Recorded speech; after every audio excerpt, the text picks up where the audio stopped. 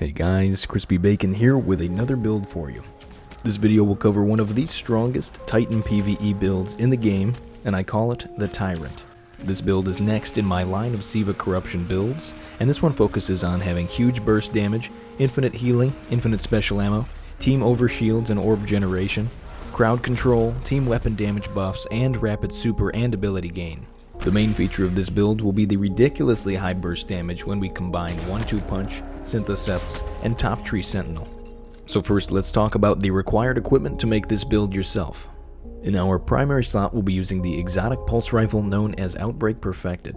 The catalyst is not required but is definitely useful for this build. In our energy slot we'll be using any 1-2 punch shotgun. I happen to be using a Prophet of Doom with Feeding Frenzy and 1-2 punch, but honestly it can be any 1-2 punch shotgun that you happen to have. For this build, masterworking our shotgun is definitely going to help out, but it's not a requirement. And in our heavy slot, we'll be using a legendary grenade launcher known as Wendigo, which you can actually get through a quest with Zavala in the tower. As for our exotic armor piece, we'll be using the exotic Titan gauntlets known as Synthoceps. As for the rest of our armor, we'll be using a full Arc legendary set with the following mods. For our helmet, we'll have pulse rifle ammo finder, heavy-handed, and lock and load. On our Synthoceps, we'll have shotgun loader and enhanced impact induction. On our chest, we'll have shotgun reserves and taking charge. On our legs, we'll have shotgun scavenger, quick charge, and ever ready. And on our mark, we'll have concussive dampener, special finisher, hands-on, striking light, and uncatchable. Lock and load, ever ready, and uncatchable are all bonus mods, which actually activate when you have an arc mod in addition to the special mods that we're using in our Season of Dawn slot. So you have to make sure that you're using an arc mod on those specific pieces, but as long as you're following this guide, you should have no problems. As for stats, we'll be focusing on mobility, resilience, and intellect. And then for our subclass, we'll be using Top Tree Sentinel, known as Code of the Protector. With this, you can use a magnetic grenade as well as rally barricade, but this is actually preference, so make sure to change it if that's not comfortable for you. So let's dive back into the main combo of this build to show you how powerful it really is. So with the 1-2 punch perk on our shotgun, hitting an enemy with every pellet in a shot increases melee damage for a short time. Now this is really powerful on its own, and it always has been. And with this build I wanted to push it to its absolute limits and make it our primary offensive tool for every engagement. So this 1-2 punch damage actually becomes ridiculous when we combo it with Synthoceps and Top Tree Sentinel. Synthoceps gives us increased melee lunge range and improved melee damage when we're surrounded. And Top Tree Sentinel gives us the Turn the Tide perk. Your overshield from defensive strike lasts longer and increases melee damage and reload speed. So when we combine 1-2 punch, Synthoceps, and the Turn the Tide perk, the melee damage here is absolutely ridiculous. We can take out majors and bosses with just a few shotgun melee combos, and all it takes is just punching one enemy to activate defensive strike and give us that overshield, as well as being surrounded by enemies, which happens very commonly. Now this combo by itself will get you pretty far, but it's really the moving parts in the rest of the build that makes this build shine. So let me explain the secondary combo that perfectly synergizes with this focus shotgun play. With quick charge and its bonus perk active, we'll become charged with light every time we get a double kill with our shotgun, in addition to increased ready speed of the shotgun. Now since we get a double kill with the shotgun now creates an orb of light because of its masterwork. And because we're using the taking charge mod, when we pick up this orb, we now have 2 charges of light. And once we have 2 charges of light, this is where the magic really kicks in. With striking light equipped, when we kill an enemy with a melee attack while charged with light, we actually create an orb of light for our allies, and this consumes 1 stack of charged with light. But if this melee kill happens to be an ability melee kill, we also activate heavy-handed, which, while charged with light, we regain half of our melee energy when we kill an enemy with our melee ability. But the melee synergy does not end there. With defensive strike active, when we have that overshield on our character, any melee final blows actually regenerate our melee energy. And since heavy-handed has already brought our melee energy back to 50%, we can get our overshield back before the first one has even run out. This means that we can be constantly reapplying an overshield for both ourselves and our allies. If you play your cards right, you can seriously keep this overshield up for an entire duration of an activity. And all of these melee kills, because of the perk Rallying Force, actually heals you and nearby allies, so it's keeping you guys alive with health on top of the overshield. And having this overshield all the time is really important because it helps us do that powerful shoddy melee combo that we spoke about in the beginning of the video. So the ideal combo here is to shoot 2 enemies with a shotgun, pick up the orb, and at this point we have 2 charges of light, and then melee 2 enemies, which both gives you and your allies an overshield, gives you 50% of your melee ability, but also creates 2 orbs of light. With this setup, you seriously become an orb generating machine, and you can see that in my gameplay if you just watch the bottom left side of the feed. You can see how many orbs I'm making while I'm punching enemies.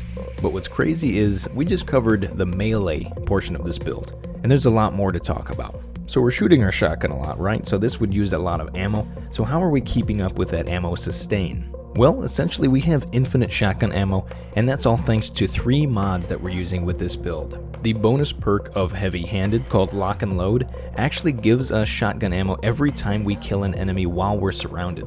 And since we want to be surrounded because of the Synthoceps exotic, we're going to be surrounded all the time, which means that every one of the shotgun kills we're getting actually just regenerates that shot. But if that wasn't enough, we have the Special Finisher mod, which makes it so that we can spend 1/3 of our super energy to, when we finish an enemy, create special ammo for ourselves. Now, super energy is actually very easy to come by with this build, and that's because we're using the hands-on mod, which makes it so that we gain additional super energy every time we kill an enemy with a melee. And if even this was not enough, we have shotgun reserves and shotgun scavenger, which makes it so that we really never have to worry about shotgun ammo. And while we're running around picking up ammo and shotgunning enemies in the face, the Striking Light bonus perk Uncatchable will be activating, which makes it so that we take less damage from enemies while we're sprinting. When you combine this with the almost constant overshield as well as the healing every time we melee kill an enemy, we're basically invincible here. And if that wasn't enough, we still have our super, the Bubble Shield, Ward of Dawn, which in addition to giving ourselves and our allies a 35% weapon damage buff, it's a nice place to get cozy and stay safe from enemies because of the protection it provides while you're standing in it. Sometimes things may get a bit dicey in higher level content, and that means that we can pop our bubble and kind of make a boxing ring where we can stay safe and punch our enemies without fear of dying. And what's great here is we haven't even talked about the other 2 weapons that we're using. Outbreak Perfected is seriously one of the best exotic primaries in the game because of its really strong crowd control through the nanites when you get headshots, but it's also great at doing damage to majors and bosses because the longer you shoot, the more nanites get applied to the boss or major, and the more damage you do with the Outbreak Perfected. But it gets even better when we take the catalyst into account. With the catalyst equipped, enemies that die with nanites attached to them generate additional nanites. Now, what's absolutely incredible about this is that we can shoot any enemy 4 times, and a few nanites will spawn, and then we can kill that enemy with anything else, whether it be our melee, our shotgun, or even a finisher. And when that enemy dies, those nanites will actually spread to other enemies, which we can then follow, kill that enemy, and keep the nanites spreading to every enemy without even using the Outbreak Perfected. This is seriously such a satisfying combo, and works perfectly when we just follow nanites, kill the enemy that the nanites are attached to, and then follow them again. And the last thing we didn't talk about was the Wendigo. This gun is perfect for boss damage when we can't quite get close enough for the shoddy melee combo, and is perfect when used in conjunction with the Ward of Dawn because of that 35% weapon damage buff. But even more than that, it also helps us get close to majors that we want to do the shoddy melee combo on because it actually stuns enemies near the explosion. Now, Wendigo actually does more damage when you've picked up orbs of light, and it has an explosive light charge, and that's perfect because this build literally makes orbs all day. Now, last thing to mention, I promise, this has been a really long build video.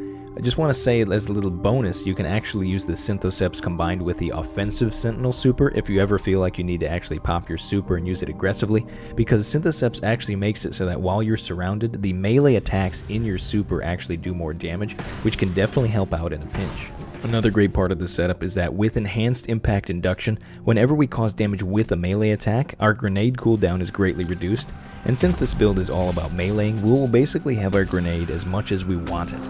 But anyways, ladies and gentlemen, I think that will do it for the commentary on this video. This was an absolute doozy of a build, but I think that this may be my favorite build of all time, and the build that I take with me through the next season.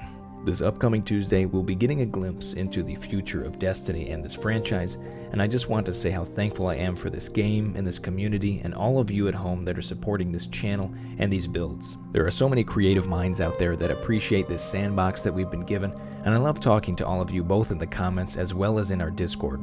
If you haven't joined up as part of the community yet, make sure you check the description to see where else you can find me, join up on the Discord, follow me on Twitch, and get in here before we hit 10,000 subscribers. The rest of this video will be straight gameplay of me on the moon using this build, and I think it does a great job of shining light on how this build is used in moment-to-moment gameplay.